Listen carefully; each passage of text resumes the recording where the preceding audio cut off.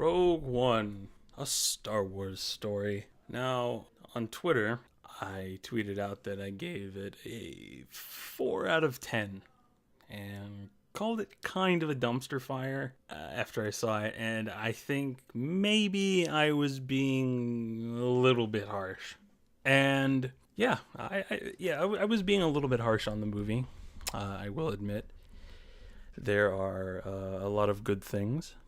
There are also a lot of bad things, and the bad things are really stupid, like double Picard facepalm stupid. But overall, the movie was okay. As a Star Wars fan, and seeing it through that lens, I would say it's probably like a 5.5 to a 6 out of 10. But if you're not a Star Wars fan, if you don't love Star Wars, I would say maybe skip this one. Overall, I'd have to say the story was a little weak. The characters were mostly forgettable, but the action scenes were pretty damn fantastic. Okay, that's the spoiler-free version. Now I'm going to go spoilerific. The first half of the movie, nothing really connects, or at least the first third of the movie, where the father gets kidnapped, and then she's in a prison, and then she's being transported, and then she's being rescued, and then she's transported to the rebel base. It's all very it seems like it's going through the motions of wanting it to be a story about somebody who's kind of a criminal, but they also kind of need her. And it's just, I'll preface this whole thing by saying I think that Rogue One definitely could have benefited from being a 2-part movie, because everything in the movie is so rushed in the first half. They have all these characters, and everybody dies. All the good guys die. Everybody that goes to get the Death Star plans, they die. Everybody dead. 1,000% dead. Vaporized. Done. Dunyan rings. Okay? All of them. Even the robot. So when you want to kill a character and make it have some impact, you have to make us give a shit about them. And the first character that dies that I didn't give a shit about was the black dude, the crazy rebel guy, who his only real purpose in the film was to show something that was actually kind of interesting, is that the Rebel Alliance isn't actually just a bunch of goody two-shoes, right? It's specifically everybody who's banded together to fight against the Empire, and not everybody in that category is necessarily a quote-unquote good guy. Some of them are batshit crazy, and it makes total sense. And I give the movie a lot of credit for doing that. It's not something that you see nearly as often as you should. That being said, he didn't do anything. He didn't really have a point to him. Next, we have the 2 Asian characters played by Donnie Yen, who is the blind, force-sensitive monk, and the other Asian man whose name I never got. I don't think they even say his name in the whole movie. And for the record, I couldn't tell you any of their names. I don't think they even gave the robot a designation, and the characters that they did name, I don't remember any of them except for the bad guys who were memorable, aka Grand Moff Tarkin and Darth Vader. That's it. And Princess Leia at the very end. But other than that, nothing. I don't remember any other names. And it's a travesty. How am I supposed to give a shit about characters dying when I don't even know their names? I got a little sidetracked there. But what happens is The father of the main character sends an Imperial pilot off to give out, information about the Death Star. And they find him near a city that was an old Jedi temple.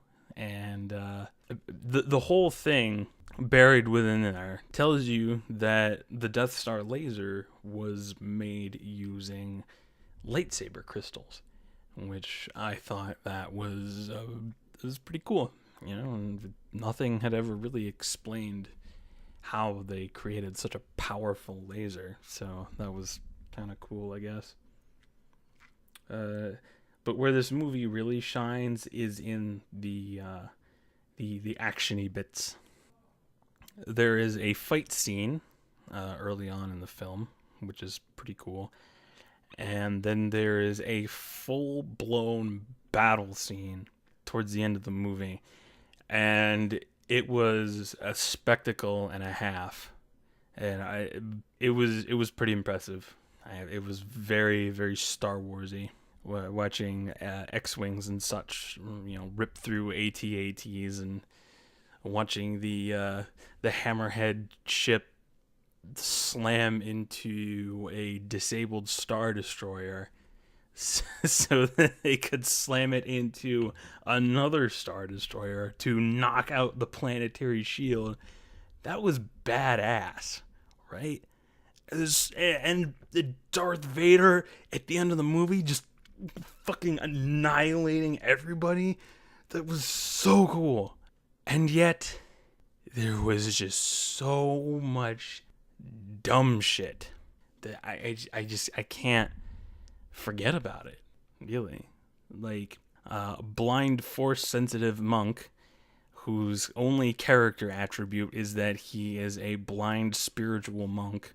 He's like he reminds me sort of Mr. Miyagi in that he's like a sort of like a silly martial artist sort of guy. And that's cool, but he doesn't have a name. He just has a look, right? And a look isn't really a defining character trait. I mean, I know that people say, aesthetic is narrative, but that's not even aesthetic. It's just his clothes and the fact that he's a blind, force-sensitive monk and walking through gunfire from professional troopers who are like elite commandos and just chanting about the Force that somehow makes them miss all of their shots even though he is walking really slowly. Come on, man. Really? It would have made more sense if he was like some kind of closet Jedi and he whipped out a lightsaber and started knocking the lasers back. That would have made more sense, and it would have been way cooler. And then there is his friend, who is defined as Asian man with a large gun, and who is also the blind monk's friend. That's pretty much it. He does some cool shit. He's got a cool weapon, but that's pretty much it. And personally, my favorite part of the movie was towards the end, not the huge like ship battling stuff, but actually was at the beginning of the action scene where the fighting started, and they started calling out all these different places and misdirecting the shit out of the Imperials. That was sweet. I liked that. That movie needed more of that, like, commando stuff in it. More of that Rambo-esque stuff within the Star Wars universe. It's a movie that should be more stealthy. And as it stands, it doesn't really seem like it's really trying all that hard. And you don't have to, try to be cool. You don't have to try very hard to be cool with Star Wars stuff. Lightsabers and spaceships and lasers and pew pew pew pew pew pew pew, explosions. But it doesn't make a memorable story. It makes a memorable scene. And that's what this movie is. That's the huge problem with this movie. It's a set of like scenes and memorable set pieces, but nothing inside those set pieces is particularly amazing. Except for the droid. The reprogrammed Imperial droid was the best character in the movie, hands down. I mean, it's not really surprising to me because my favorite character in Knights of the Old Republic is HK-47, the sarcastic killer robot. But that's just my take on it. Like I said, as a Star Wars fan, 6 out of 10, 5.5 to 6 out of 10. If you like Star Wars already, go ahead and see it because you'll probably like it. If you don't really care for Star Wars, I'd pass on this one. Just go watch the original trilogy or something. It's much more engaging.